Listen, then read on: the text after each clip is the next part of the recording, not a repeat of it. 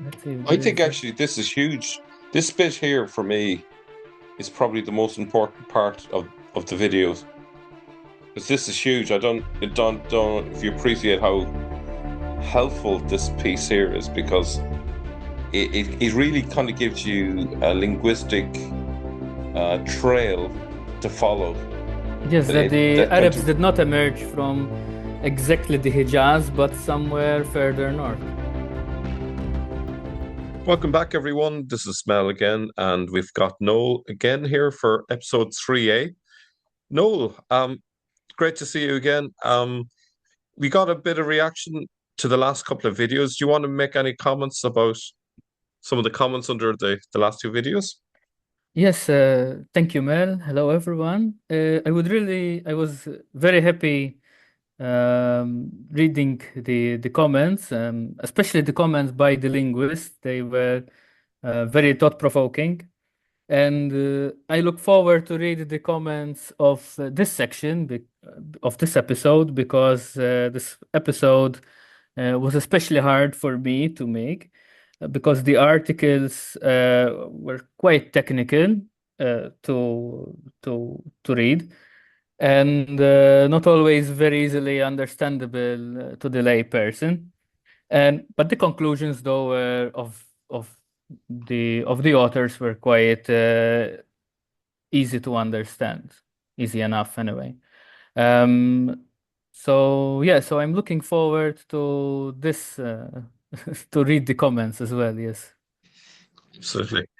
Mhm. Okay, so away you go. So you're looking at what is Arabic. So that's Mhm. seems like we know, but there's a lot more to it, presumably, than meets the eye. Yes, so in the previous episode, we asked the question, what is Maltese, whether it is an Arabic dialect or an Arabic language? And we saw how Owens describes this question as very interesting to the Arabists because it inevitably it leads to the question of what is Arabic. And therefore, this is what we will tackle today.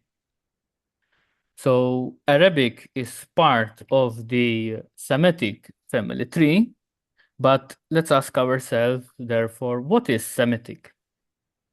Well, I was surprised to find that it's not very easy to identify what is Semitic. And Ollendorf, for example, he managed to find only one trait. So it's not when we say Semitic, actually, it's not very easy to define. What about Arabic? It seems to be that even Arabic is still not very clear what it is. What makes a language Arabic? It's not very clear. And Rezzo actually suggests that it's impossible to define the features that determine what makes a language Arabic. And Owens suggests that this may be because of the influence of Aramaic on Arabic, or maybe it's better way of putting it is the uh, different degrees of influence of Aramaic on Arabic in different parts um, of the world where Arabic is spoken. Owens describes Arabic as a composite language with a clear South Semitic and Northwest Semitic affinities.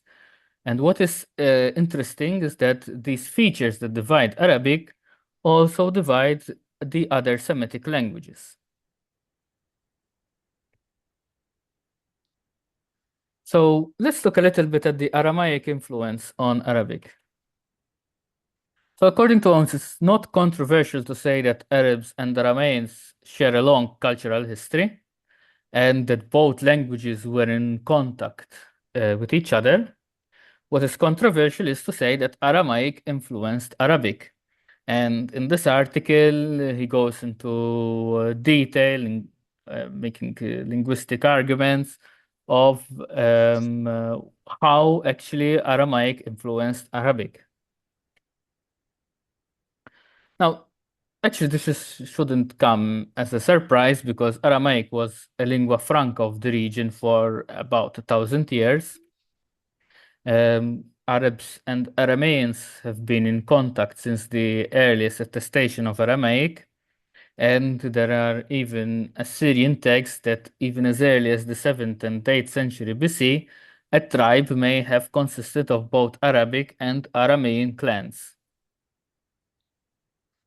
And therefore, there is no doubt that Arabic as an interpretable object existed for a long time. Now, this Arabic-Aramaic contact is complicated because it's not a constant. So this contact has been stronger or weaker in different parts of the world, differently across different periods of time. So you've got a difference in time and difference in space. Owens divides this influence in two periods. You've got the pre-Islamic and the post-Islamic. In the pre-Islamic period, Arabic was one of a number of Semitic languages, whereas Aramaic was the lingua franca. And Aramaic may have even had an influence in Yemen. But as one moves closer to Islam, we find more Arabic inscriptions and papyri, and Arabic becomes more prominent. In the post-Islamic period, the Arab-Islamic expansion and contraction left new Sprachen. So basically, language, when the expansion contracted, different islands of these languages were left. Now, the Aramaic heartland is the Levant, and we have pre-Islamic presence in the Levant is very well attested.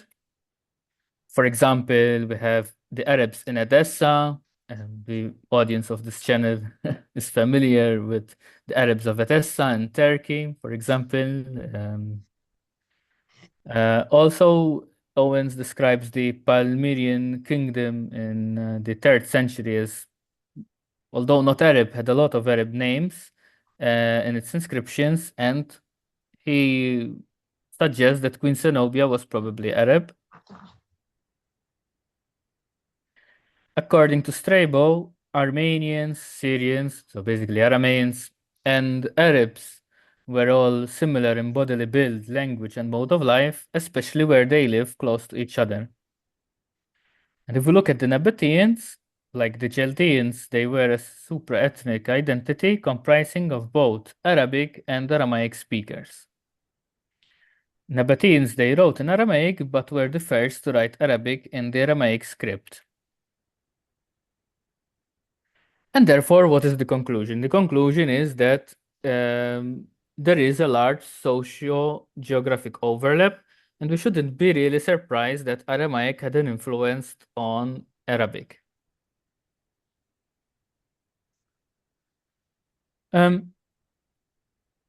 Lingua franca, by definition, implies bilingualism, and therefore the Arabs implies that the Arabs also knew how to speak in Aramaic. And we have various also curious inscriptions. For example, the Rakash inscription in the northern Hijaz, dated to 267 AD. And Owen suggests that this inscription is either code switching between Arabic and Aramaic, or actually the locals there, they were speaking a mixed Arabic-Aramaic language. And he says that only deeply bilingual people could have produced such an inscription. This is not something, this mixture of the languages is not something that is restricted to Arabic and Aramaic. And here he makes a list of other mixtures as well. I think one of the things that I'm reflecting on as you're speaking is that the Taoists often make the argument that Arabic came first, and we often argue, well, it was Aramaic that influenced Arabic rather than the other way around. But Hmm. the way you're telling it, it seems that while Aramaic influenced Arabic, they're almost parallel with each other all the way. No, you can make the argument that actually Aramaic was the lingua franca, not Arabic. So, of course, Aramaic is the dominant language. And but the flows were both sides. Yeah, well, no, it's not the point I'm making about coming first it wasn't so much which was the most dominant, but actually which came first historically. So, do you hold to the idea that Aramaic came significantly earlier than Arabic? Is that what these scholars are saying? And no, what they're saying is that Arabic, one of the reasons that Arabic cannot be defined, what makes Arabic Arabic is because of the influence of Aramaic. Aramaic had such a profound influence on Arabic and not at a constant state that it's not easy to because um, you have different varieties of Arabic, and when you want to say, okay, so what is Arabic? You try to see features which are across all those varieties, and say, okay, so this is what makes Arabic Arabic. But because of the influence of Aramaic was so profound and not constant, therefore it's very hard to find features which would then define Arabic. Yeah, I think you might be missing the point I'm trying to make. It's kind of like a chicken and egg argument. Uh-huh. Which came I first? It's not whether the chicken influenced the egg or the egg influenced the chicken. It's actually which came first is really what I'm asking about. But it doesn't um, seem like the scholars are looking at that as such. It I seems marginally earlier in terms of Aramaic that's from what what that's I'm hearing from you at least. yeah, that's what I got as well. That it's uh, because I don't know if Assyrian is not Aramaic, but or maybe they have actually the earliest attestations of Aramaic. So, but here we don't know when is the earliest attestation of Arabic. So, We can to leave tell you that that, as with a question mark. We can, that'll be something maybe for another talk, yeah, and but maybe our audience might want to chip in. It's my impression certainly that Aramaic came first, right. and I'm sure there's Muslims that'll be watching that might say, no, no, no, it was Arabic. So I suppose that the question is produce the evidence, and we can have that discussion. But let me what you call let you continue there. So Mhm. No, the question is that the point is that the contact between Arabic and Aramaic has been for as long as Aramaic has been attested, which is a thousand years. And the most of this period, Aramaic was the lingua franca, and therefore the Arabs um, had to know also the Aramaic. Okay, not everyone, but by definition, a lingua franca means that the people knew how to speak in Aramaic, certain parts yeah, of the section. Okay, let's go to the next section. So, how did the Aramaic lose dominance to the Arabic? Well, we see in between 500 and 800 AD in what we now call Palestine, is a gradual shift of liturgical language of the Palestinian monasteries from Greek and Aramaic to Greek and Arabic. And therefore, this implies a gradual shift from Aramaic to Arabic in the general populace. And by the 8th century, Christian Palestinian Aramaic had died out and replaced by Aramaic. Conseq this point actually made me remember of recently Henry Abramson released or re-released his series on the Sephardim in Spain, and he describes this shift from Aramaic to Arabic in the Jewish population there, but this occurs in 1000 AD, so 200 years after the shift of Aramaic to Arabic in Palestine or in the Middle East, let's say. Now here it's actually to the area described as Palestine. Now, the intimate contact between the Arabs and the Aramaeans as early as their first descriptions, and Aramaic to Arabic transition happened gradually from 600 to 900 AD. And so here we're talking about a broader context. And during this period, Aramaic was still widely spoken, even by non-native speakers, and not only in the Middle East, but also in the diaspora, in the Arabic Islamic diaspora. So this is important to know that in the emerging empire, they were also a lot of non-native Aramaic speakers.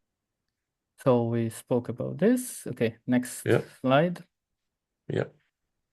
So therefore, Owens writes that this diffusion towards Arabic, moreover, stopped relatively abruptly with the Arabic ascendancy with the spread of Islam.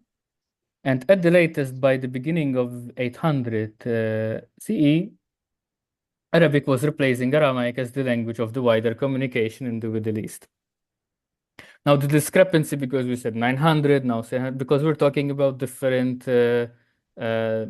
geographical areas, right? So this is why there is the discrepancy. Sometimes we're talking 900, 800. The original Aramaic features were, however, so after the Arabic took over Aramaic, the original Aramaic features were not deleted. They were there as part of the different varieties of Arabic. And as these varieties of Arabic developed, they continued to undergo permutations and spread as well with the Arabic language itself, or the different Arabic varieties themselves, as linguistic traits. And the overall result is to produce unequivocal but widely distributed linguistic traits, many of which can be ultimately traced back to Aramaic. Now, some of these traits are, for example, this is a Maltese, lilom, and here he describes it as one of these Aramaic traits. In this case, it's in Maltese. Whoever is more interested can read more into the slide. This is another example as well. I will not delve a lot. What is important though is that there are other arguments for certain of these tracks. For example, one is Romans, the other one is Berber. However, according to Owens, the easiest or the simplest explanation is that of an Aramaic origin. The periods of diffusion. How did this interaction play among the different speech communities? In this case, Owens proposes what he calls the diaplanar diffusion model, and he makes the first diaplane, which is the early Islamic era. Diaplane 2 is the Middle Aramaic, so before when Aramaic was still the lingua franca, so from 100 to 700 AD, and then plane 3, which is prior to Middle Aramaic. And here is a side note. He says that studying the diaspora Arabic dialects, therefore, can shed light on Middle Aramaic itself. Now let's see a little bit more about the Aramaic influence on Maltese. So here Borg writes that Maltese has Eastern Arabic influences. Certainly there is an Aramaic lexical substratum, for example, the blue lexemes, which are very archaic. And he also talks about this word, zerna, which is to dawn. And he says that it derived from Troya, from Proto-Semitic. And since there is this analogy, since in the Proto-Semitic, it means water, and now Maltese, it means to dawn, he says that then Maltese is the clue to the missing link between Aramaic and Assyrian. And he says also that there is in this article that there is considerable Aramaic component in Maltese. However, I could not, in this article in 2011, it was Borg that has to be published. However, unfortunately, now more than 10 years later, I could not find this article. However, he continues to write that most Semitic-based lexicon in Maltese is derived from Arabic. However, some of them are derived from Old Arabic and are associated mostly or exclusively with literary Arabic. Other words, however, are derived from non-Arabic Northwest Semitic languages, especially Aramaic. For example, Izda, Zerni', Chak, Zon'or could be words which are not derived from Arabic. And he also says that sometimes reflexes, sometimes the words Maltese contains the reflexes in both Aramaic and Arabic. For example, shellel and msalla. So shellel is the Aramaic reflex and msalla is the Arabic reflex. And one is two-based and the other one is a large needle. Two-based is this kind of sewing lightly. Now, lexical Aramaisms can be classified into two. One is those that are found in Levantine Arabic dialects, and the others are those that are unknown in Arabic. Now, those that are unknown in Arabic may have been transmitted to Malta via Punic, according to Borg. And here are some examples of lexical Aramaisms that are known in other Arabic dialects. For example, Lahlach, La'at, Shechet, Hob, Shellef, Jbin, and Shellel. Another word which is a lexical Aramaism is Assis, which means a priest. And here he says that it's coming from classical Arabic Asr, Issis, which means the head or chief of the Christians in knowledge or science, and finally comes from Qumran Aramaic, and ultimately from Syriac, sorry. Other lexical Aramaisms that are unknown in Arabic this time are, for example, the word shandar, which means to broadcast, which comes from Aramaic. Then there are lexical Aramaisms that are unknown in Arabic this time. For example, the Maltese shandar, which comes from Aramaic. The Maltese felli, which comes from Qumran Aramaic. The Maltese beren, which comes from Syriac, and the Maltese barramin, which comes from Jewish Aramaic. We have Can you tell us why we need to know it? Like, what's the significance of this? Because I think some of the audience will be looking at it and say that, well, this is lovely, but what's the big picture? What's the big message in all of this? the big message is that that even in Maltese we are finding the influence of Aramaic. We can trace it as well in modern Maltese.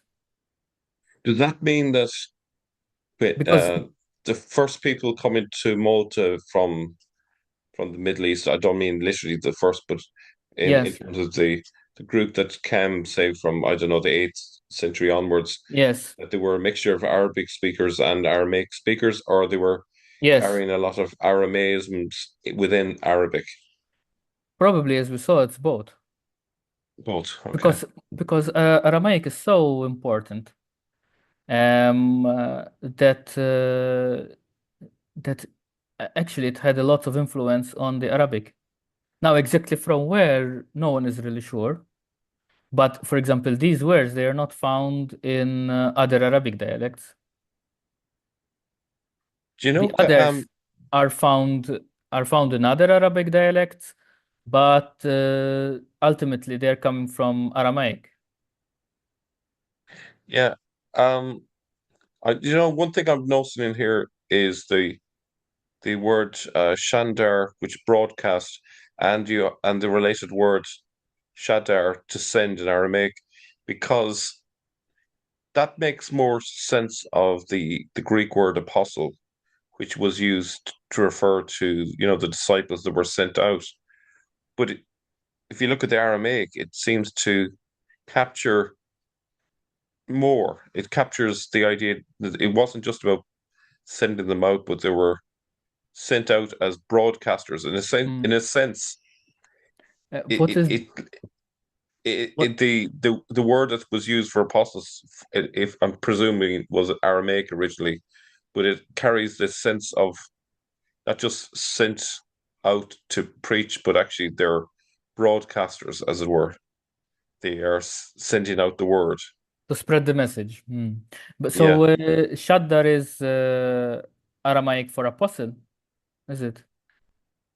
Well, when I'm not sure on that, but it certainly, I can see an overlap there, and I could easily see how a version of that word could could be constructed, I would guess, for apostle. It's simply because of the overlap between the word apostle, which is literally in Greek means to send or to send out. Okay, okay, okay, okay. So when Mm-hmm. you look at the fact that it carries in the Maltese and Aramaic, it carries the sense of broadcast and to send.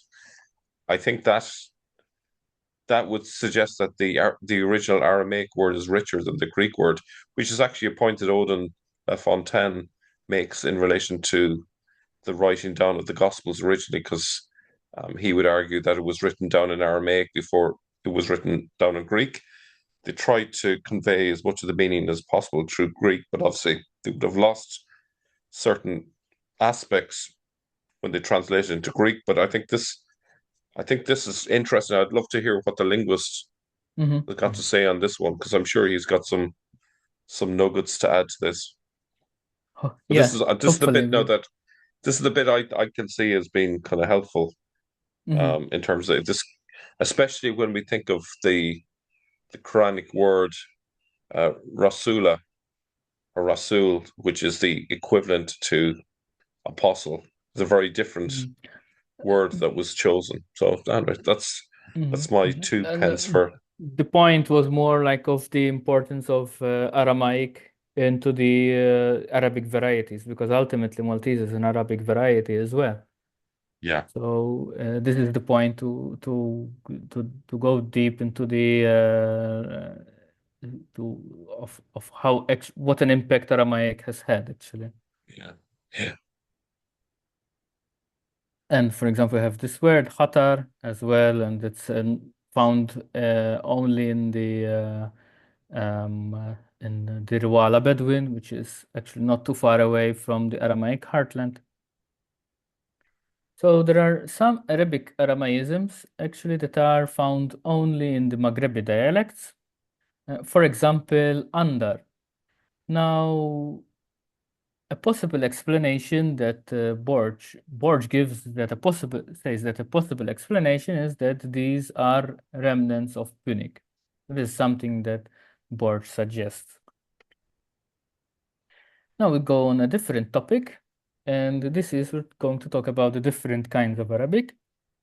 So Masmoudi gives um, four different kinds. We've got Old Arabic, which is the ancient literature, Classical Arabic, which is the literary Arabic, basically the language of the Quran and spread by the sword, the modern Standard Arabic, so the official language of all the Arab countries and the language of the science, the arts, the business, education, and the mother tongue of every Arab speaker, which is dialectical Arabic.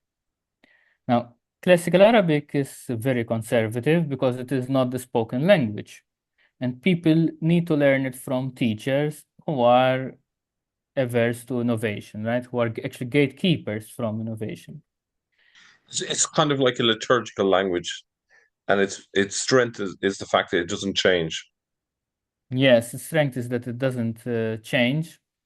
And liturgical language,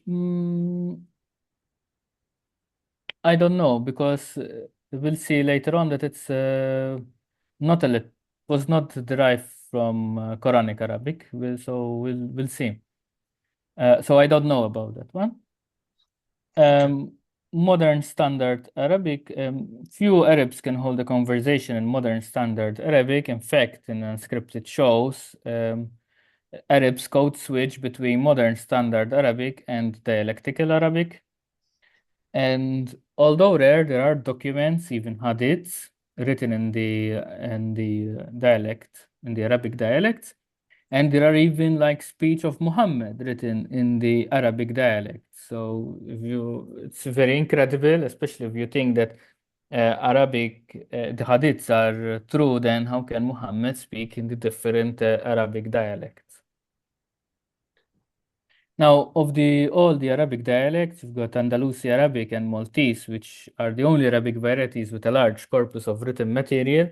And of these, only Maltese is a fully fledged written register.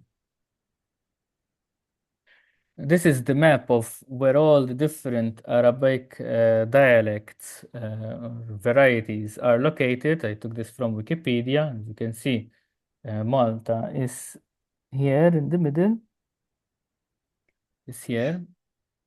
Yeah. Oops.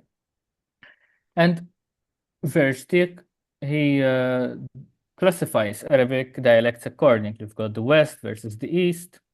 Then you've got also the sedentary versus the Bedouin. The sedentary then are further subdivided, and he says that most of the sedentary dialects are derived from Mesopotamia, and the Arabic dialects of the South Arabian Peninsula seem to have taken a different path than the other Arabic dialects because they contain many archaic features. So how did Arabic itself emerge?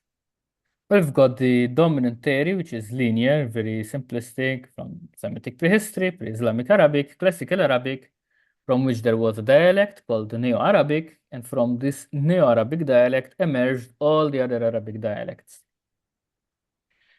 However, there is a problem because, for example, because of the different isoglosses which are separated from each other. For example, there are isoglosses between Lake Chad and Uzbekistan. As you can see, one is in the middle of Africa and the other is almost in Uzbekistan, like in South Central Asia. So very far in between. Now, it can be that you have a feature which is found in two different places and which developed independently. But when you have a series of these parallel independent developments, then the argument becomes weaker for parallel independent development and stronger for a single, that they are related. There was a parent language somewhere, and from this parent language, you've got speakers which traveled and then finally were separated. So therefore, Owens proposes a multilinear theory, which is spread across many different speech communities due to the expanse in geography and time, and therefore is not hard to imagine. And he bases his conclusion on relationships with other Semitic languages, on papyri, and on epigraphy. So how classical Arabic was made? Well, it was first described by Sibawayh in 789 AD. It is the first unambiguous idea of what Arabic really is, and it is described as a watershed in Arabic linguistics. Then we've got another book in about 100 years later, or 150 years later, in which Owens here describes as normed classical Arabic.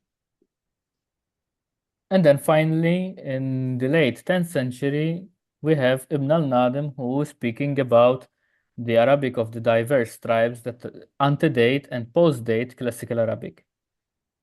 And normed Classical Arabic, which by the end of the 10th century was by the end of the 10th century associated with the Quran and the emerging Arab Islamic culture.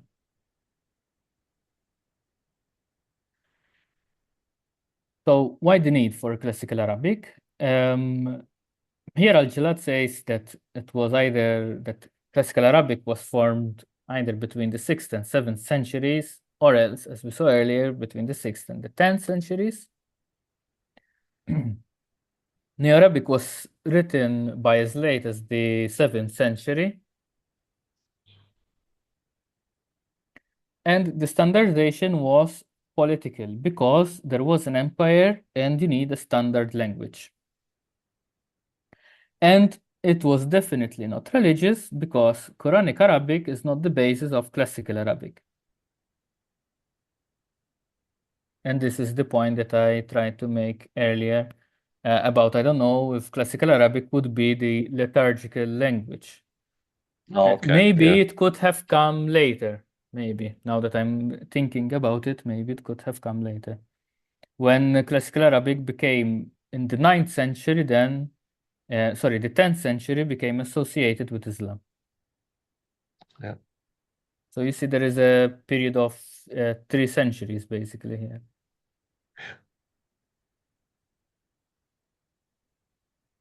Now, this is a contentious issue of whether Arabic was actually ever a spoken language or not. Corriente, for example, he says that it is the mother tongue of all Arabic dialects, and therefore it or a closely related form was spoken. Others, like here, Al-Jallad is saying that Owens said it's a total invention or invented for literary usage. Now, to tell you the truth, I didn't understand what he meant by total invention, because if you invented, you invented to write it, So, but maybe it's me that I didn't understand it. But this is what he writes: total invention or invented for literary usage only. You might have exaggerated a little bit by using the word total.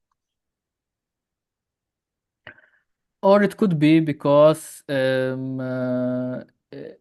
Brockelman, he was this is that they took it from some literary form from before, and therefore that contrasts with Owens, maybe. And he says that actually his position is somewhere in between, in that and he says this, that it's actually a Classical Arabic is a construct partially engineered by grammarians because it preserves some archaic features and discards others which are found in dialect varieties of Arabic. So it's a very curious thing, Classical Arabic. Owens here continues that Classical Arabic is a proto-object. It's not a proto-object actually, and it's not possible to derive contemporary dialects or an ancestral variety thereof from Classical Arabic. And the Arabic dialects themselves, they have an independent status contributing to the understanding of Arabic language history. So basically, they are agreeing that Classical Arabic is not the mother of the Arabic dialects. They each took its own evolutionary part, let's say. Here, Al-Jallad goes further, strengthens his point in this book that he says Arabic in Context, in which he demonstrates that actually Classical Arabic is not the ancestor of modern Arabic dialects. And Corriente, he comes to the same conclusion because from the study of Spanish Arabic, you can come to the understanding that it is not the offspring of Classical Arabic, but the result of Old Arabic stock. Al-Jallad's conclusion is that Classical Arabic is a fusion of Arabic dialects, and these Arabic dialects, they have Sometimes they have innovative features, and sometimes they have archaic features. And classical Arabic also exhibits features which are not found in any Arabic dialects, but are found in other Semitic languages. For example, its complex negation system.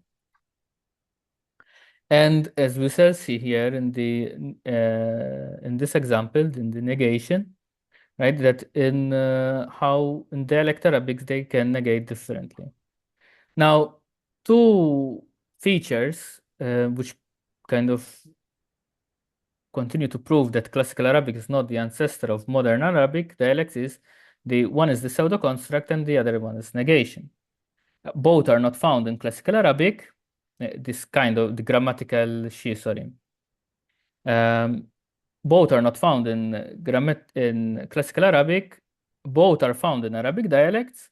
The pseudo construct is found in other Semitic languages, but the grammatical she is not found in other Semitic languages. So we have a very big mix here.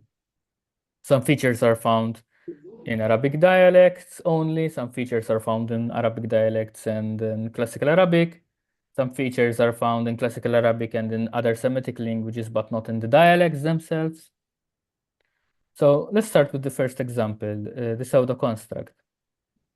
For example, here we have the Maltese with il-Kbir, we have the Iraqi Arabic, il-Lagbir. It's attested from Oman to Levant to the Andalusi, not attested according to Al-Jallad in the North African Arabic dialects. And in Borg, she calls it the pseudo construct. He describes it as archaic and found in dialects and also in Hebrew and Canaanite.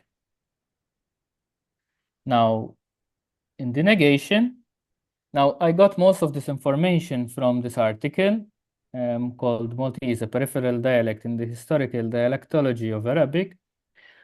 Now, I have a bit of mixed feelings about this article, well, because it has some historical errors. For example, it claims that the Aragonese and the Castilian rulers in Malta lived in Valletta when Valletta was built later.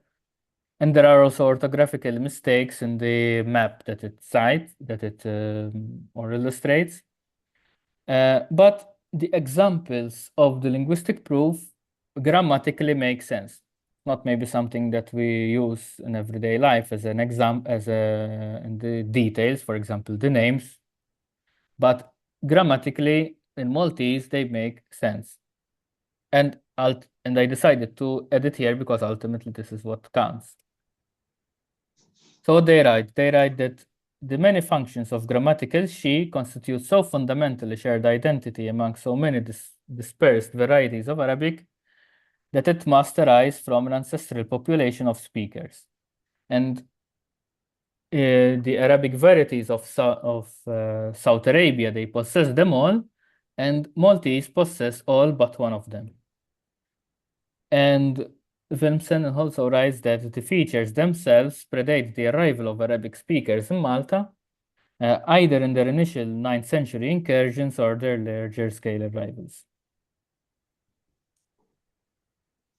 So in this respect, Maltese does exhibit the founder effect. So what is it exactly? It is when you negate with ma-esh.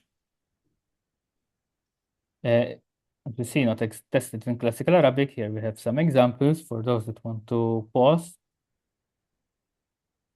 In Levantine dialect, sometimes they just don't even use the ma, and they negate with sh only. For example, it's in ma fish, fish.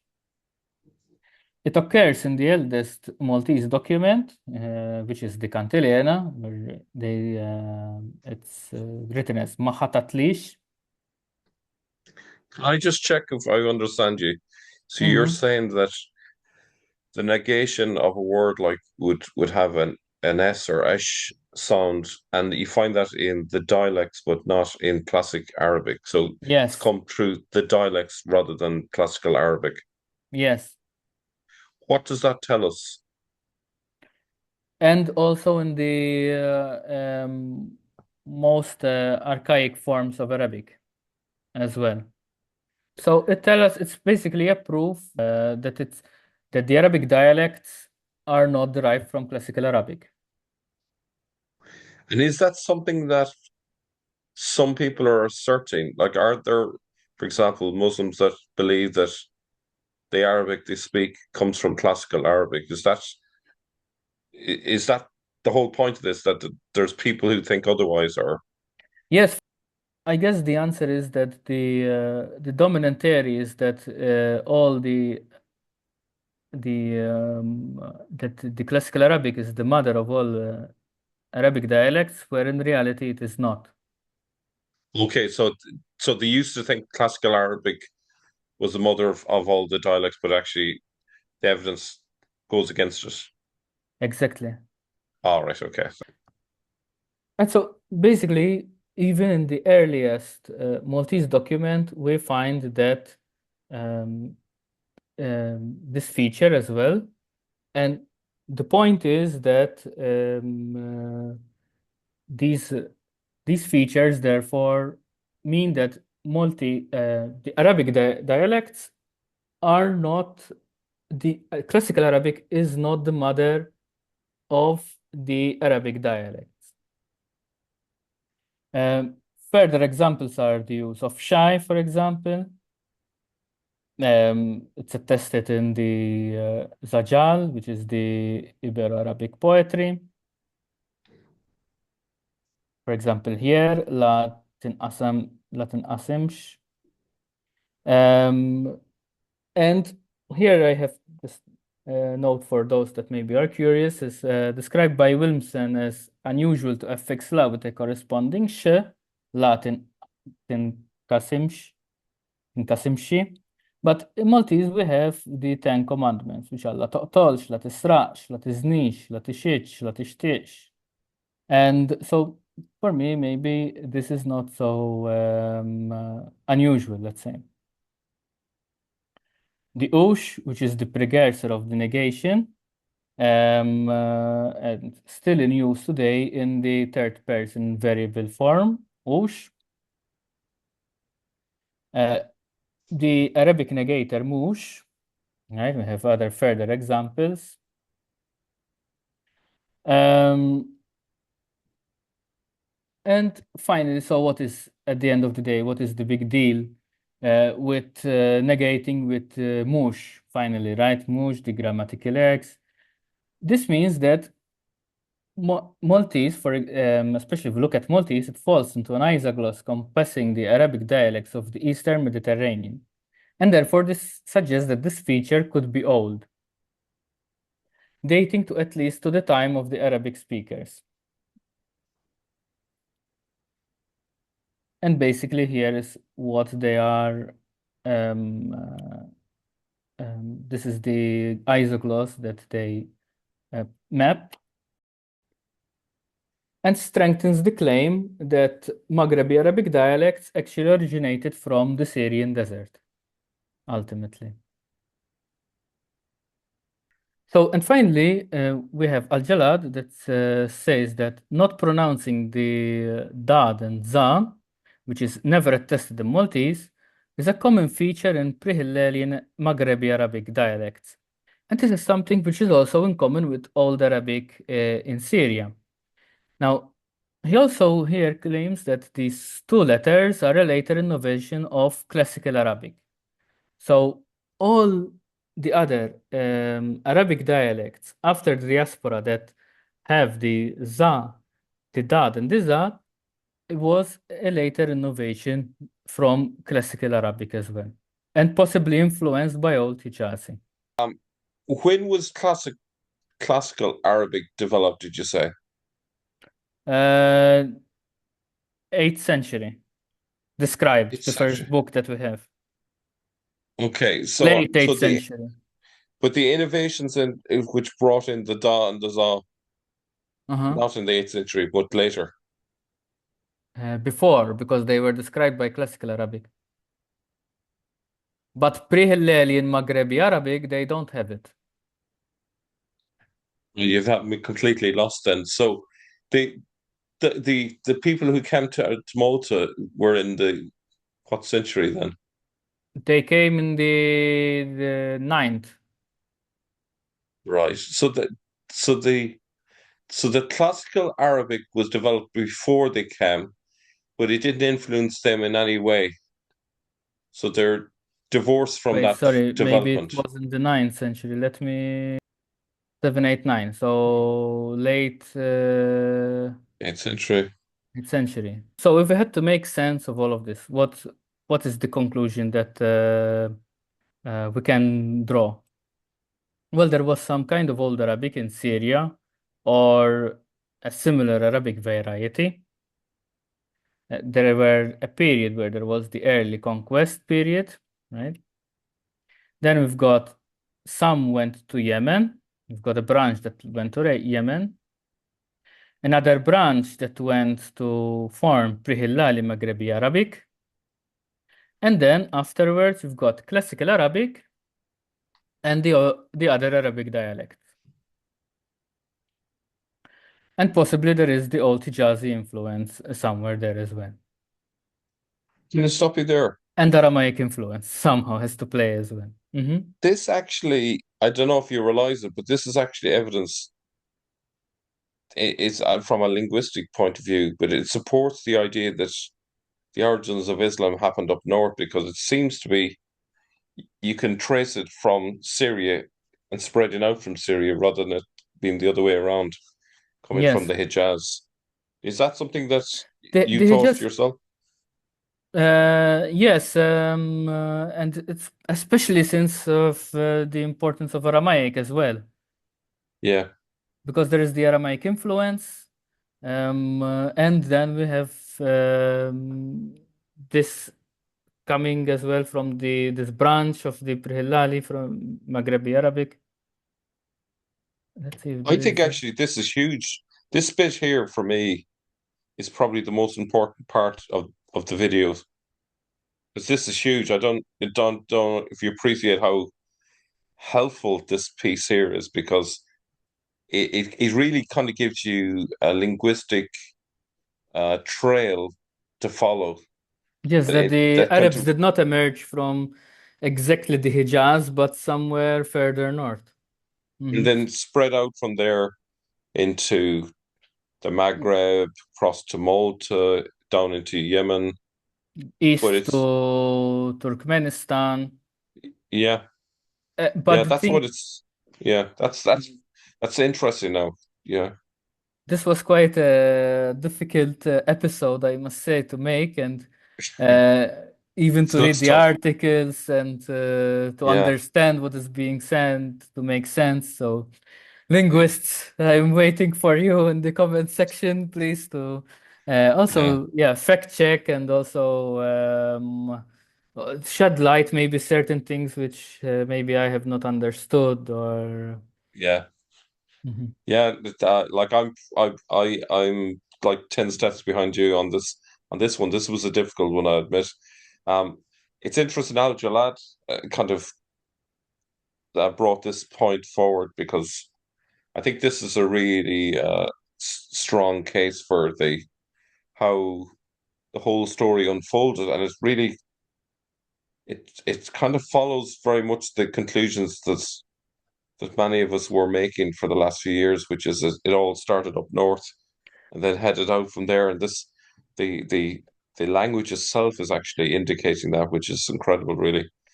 But And also is delayed development of classical Arabic itself. Because when you think about it, classical Arabic is one would expect it to come out a bit earlier than it did, not in the late 8th century. yeah, it's actually it would be interesting to compare it with the language of the Quran because is Quranic They are not language related, pre. actually. They're not related, yeah. So okay, Al-Jallad has said that they are classical Arabic is not derived from Quranic Arabic. They are two separate. You have to treat them as two separate varieties. yeah, yeah, yeah. And It's interesting actually, that they're not. It's interesting that they're not influencing each other by the sounds of it. well, it's not that there is Well, there may be influences of each other, but it's not any like a simple parent-daughter relationship, yeah. parent-child relationship. It's not that one is a variety and the other one is another variety. You know, they Yeah. may have ultimately they are Arabic, both are Arabic, they have similarities, but they are unrelated Arabic varieties. That's the end for today. Thank you for very much. Really want to hear from all the linguists, especially the linguist, to kind of share your thoughts on what was said today. I'm sure there's things that went over my head that perhaps you can fill me in on, and hopefully there's clues that are there which will be helpful for the big picture as well. So, Noel, this has been brilliant. Thanks for all the hard work. I'm sure this looks like it was a real mountain to climb here, but there's a lot of really difficult papers. So well done on Real slug. a real slog. Yeah. Oh my So God. fair play, and thanks very much for this fantastic bit of research. So well done. Thank you, man.